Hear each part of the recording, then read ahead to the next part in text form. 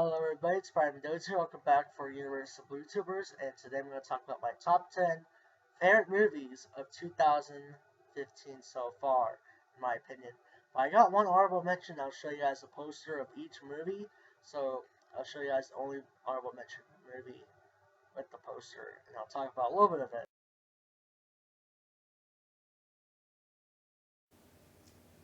As you guys saw in the poster, that is the film Insurgent.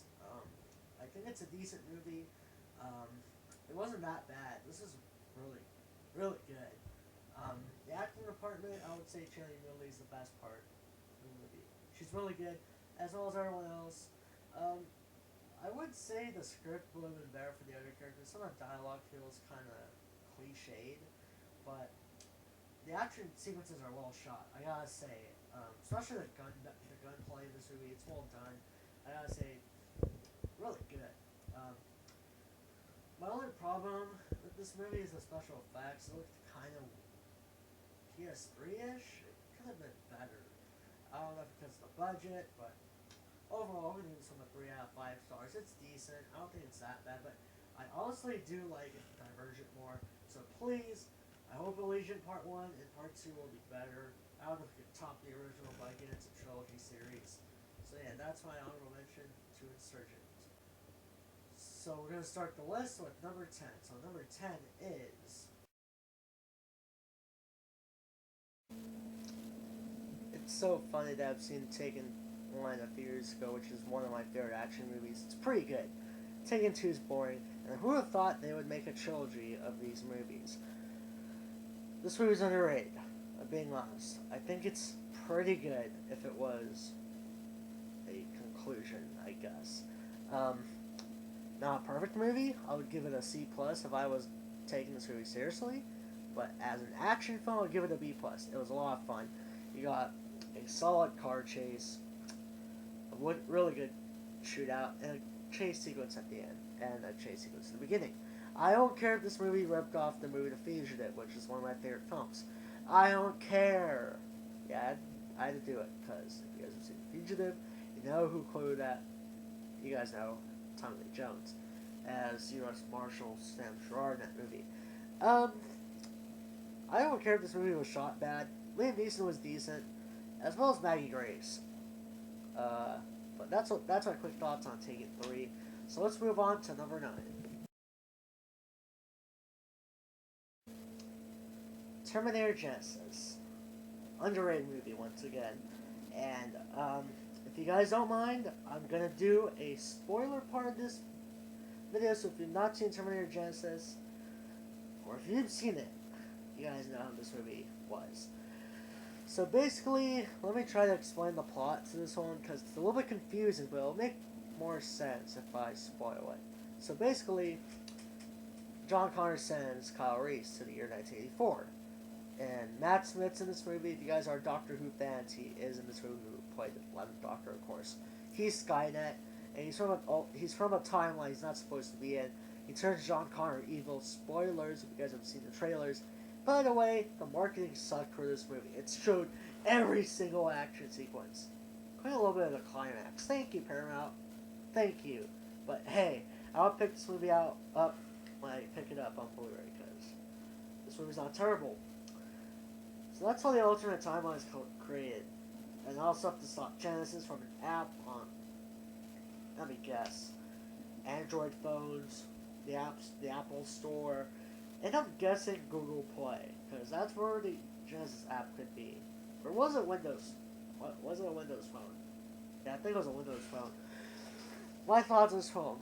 This movie's not terrible. It's actually really, really good. I think the best performances in this movie is Arnold Schwarzenegger and Emilia Clarke. Arnold's awesome as always. Glad to see him back in the Terminator movie. And Emilia Clarke, I was kind of concerned. Really good actress from Game of Thrones. Daenerys Targaryen, the Mother of the Dragons. Yes, I know some of that. I still need to watch more Game of Thrones. Hey, I know what happens to Aquaman in that show. No, I won't spoil that anyways. Yeah, they're the strongest parts of the movie. Also, J.K. Simmons was pretty good for the little cameos in which he's the... If you guys have seen Terminator 2, you know he is the psychologist or whatever who helps Sarah Connor. Yeah, he's in this movie. That's his character.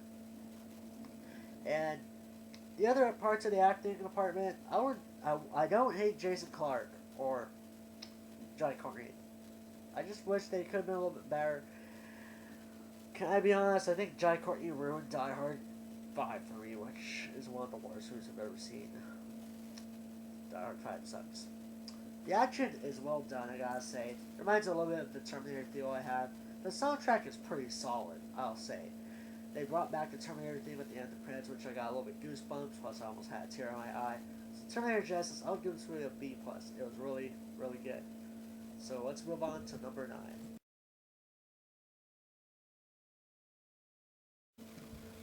So number 8 is Furious 7, and I think this is the best Fast and Furious from the franchise.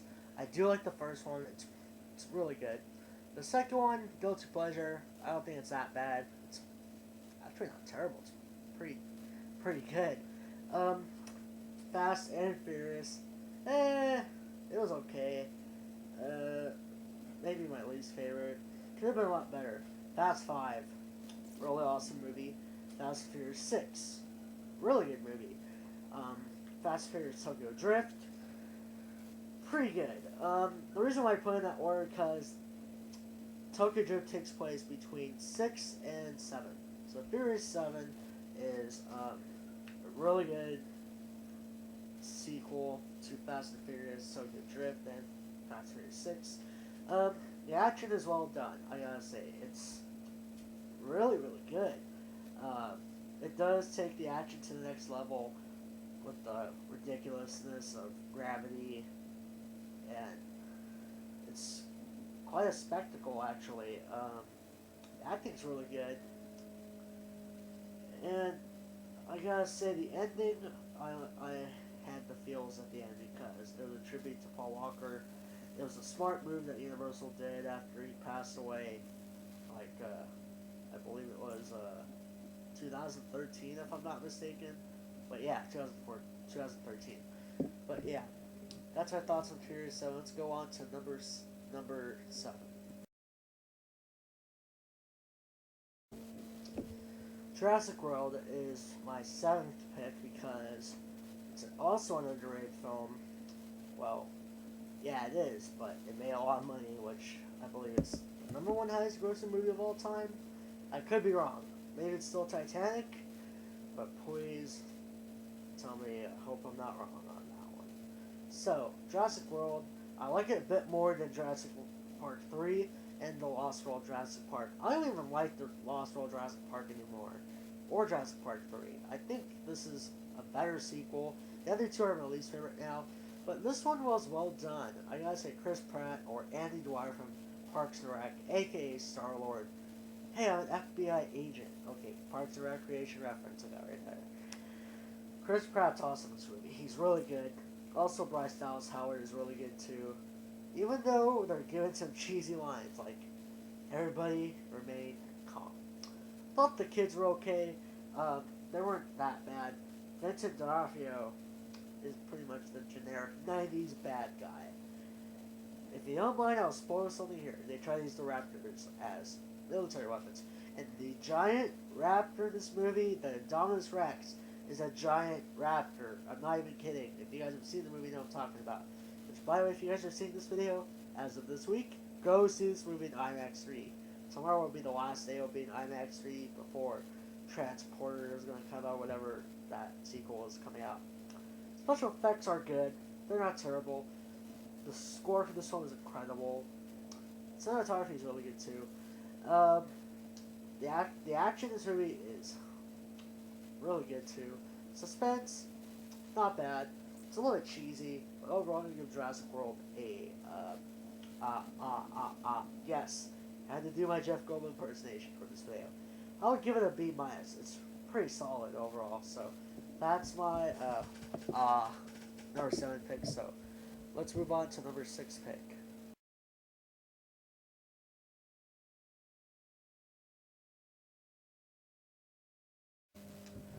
Okay, my number 6 pick is Magic Mike XXL.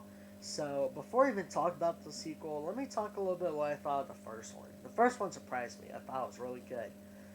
So those are just my quick thoughts on the first movie. So anyways, we're going to talk about the sequel. So basically in this one, after the first one, not really noted a cliffhanger. Let's just say that Channing Tatum's character, Mike, got his job. So now he wants to join his friends on one last ride to go to the convention. That's what the whole plot is about. This movie's really good. Um, this might be for the ladies, which I totally understand. But I'm sure most of the male audience did enjoy this movie. Uh, I just enjoy it as a movie. I'll say it's a little bit more funnier than the first. Sure, the first one felt like an art house movie, sort of, because it's directed by Steven Soderbergh. Let me check for a second. Did he direct the first one? Yeah, Steven Soderbergh, who directed Ocean's 11, an awesome movie where they rob a casino and they have to get money from the bad guy, which we're not talking about Ocean's 11, we're talking about Magic Mike XXL, which I believe because the director of photography for the sequel. And I thought, like I said, this one's a little bit funnier than the first. It's fun. It has some funny scenes. Really good acting in this movie. The acting is pretty good. I'll say everyone did a really great job. Well, Scratch did a solid job. They did great. There's just one scene that's in. Can I say a liquor store? It's pretty funny. I gotta say. Um, the dance sequences. I'm sure that was all that they. Let me let me try to. Blah, my tongue's twisted. I apologize. I'm guessing that the actors did practice before they did the scenes, but by the way, great job on the dancing scenes, or should I say, stripping scenes. This is a strip movie / road trip movie. But overall, I'll give Magic Mike a Magic Mike XXL a B plus, a 3.5 out of 5. I'll give the first one 3.4 out of 5, which I'll probably revisit and give reviews of these movies separately on the channel at some point. So that's my number 6 pick. So let's move on to number 5. Hey Scott, Greed is good. I'm sorry, I had to do that because Michael Douglas is in this movie. And we're going to talk about number 5, Marvel's Ant-Man. And this one was really awesome. I gotta say, it's one of the most clever films they've done in a while. It has a well-written script, great dialogue, great special effects. The acting was really awesome in this movie.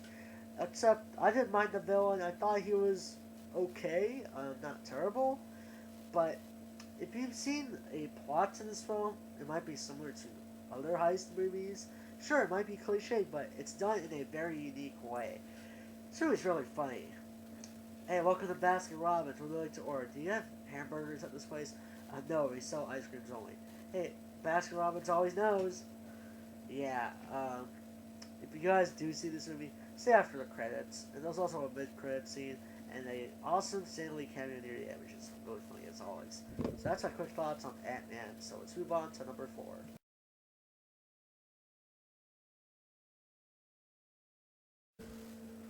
Marvel Studios has done again with Avengers Age of Ultron. And I didn't care if this, again, this movie had a plot that has been done before in some action movies. But hey, I thought it was well done, this movie. This is one of my favorite superhero movies of the year so far, including Ant-Man. And the acting in this movie is fantastic. Everyone did a great job. Ultron, yeah, if you've seen the trailer for this movie, if you guys have seen the movie, you guys know Tony Stark created. Ultron's sarcastic. I'm just saying, Ultron's sarcastic, but James Spader, fantastic as Ultron. And the action is incredible in this one. It's action-packed, it's exciting. I gotta say it's a well-done movie, but wanna know the one thing I didn't like about watching this in the theater? I saw this in IMAX 3D, right? They could have put the volume higher. It wasn't even that loud. I love my surround sound in the movie theater. But no, it did not put it louder. Okay, that's my little rant. Let's move on to number 3.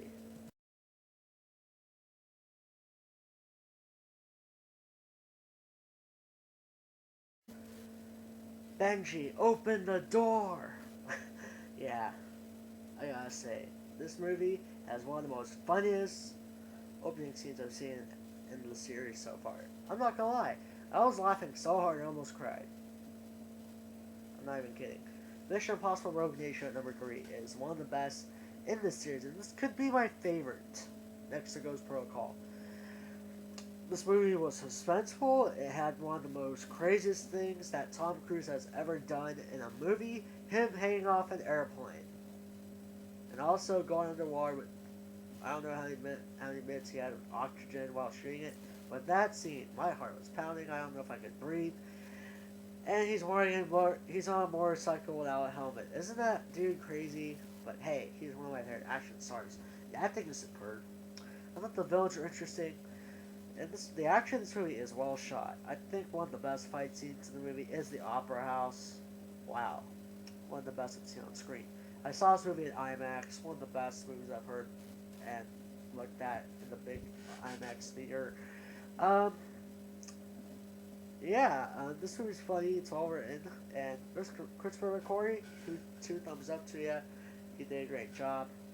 Well, overall, Mission Impossible Rogue Nation, one of my highest recommendations to those who have not seen this movie. It's really fantastic. So that's my number 3 spot. Number 2 is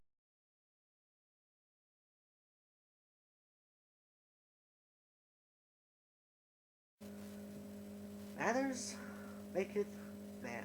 I wish I wore the suit for that, but I'm wearing my Batman Superman shirt, or should I say Superman versus Batman shirt, which, man, that movie could have been called Man of Steel too, but we're not talking about that. We're talking about Kingsman, the Secret Service.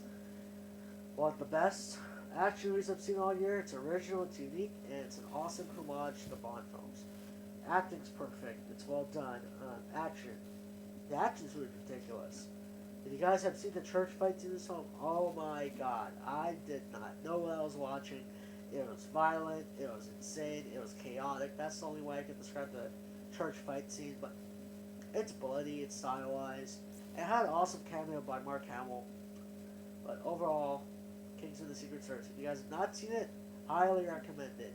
So at number 1, you guys may know, because I mentioned it in my movie review for the last video I did.